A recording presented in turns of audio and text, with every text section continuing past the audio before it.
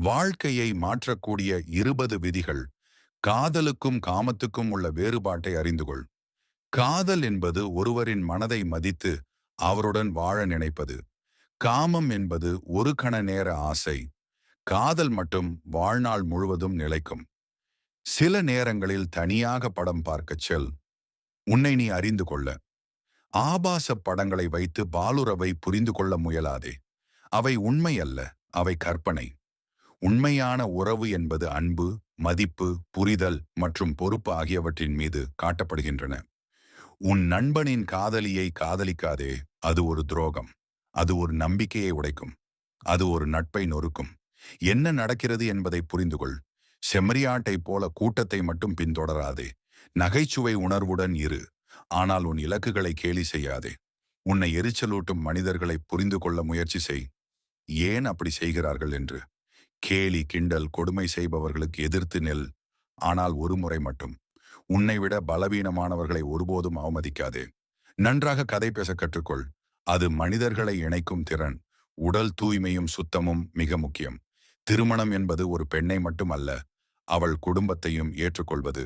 எப்போதும் குறை கூறிக்கொண்டே இருக்காதே. குறை பார்க்கும் மனம் மகிழ்ச்சி இழக்கும். நன்றி சொல்லும் மனம் வாழ்க்கையை மாற்றும். தீர்வு தேடு. வளர்ச்சியடை. வாழ்க்கை சிறப்பாக்கு. சரியான விஷயங்களால் ஈர்க்கப்படு. எல்லாவற்றாலும் அல்ல.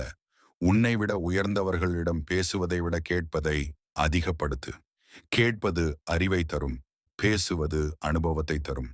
அவர்கள் அனுபவம் உன் எதிர்காலத்துக்கு வழிகாட்டும். மௌனமாக கேட்பவன் சரியான நேரத்தில் சரியாக பேசுவான். நினைவில் நிற்கும் அளவுக்கு தனித்துவமான பணியை செய்.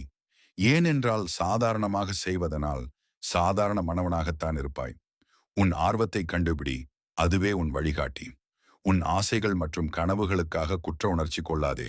ஆசைப்படுவது தவறில்லை. ஆசை இல்லாமல் இருப்பதே பெரும் தவறு. உன் கனவுகள் உன்னுடையவை.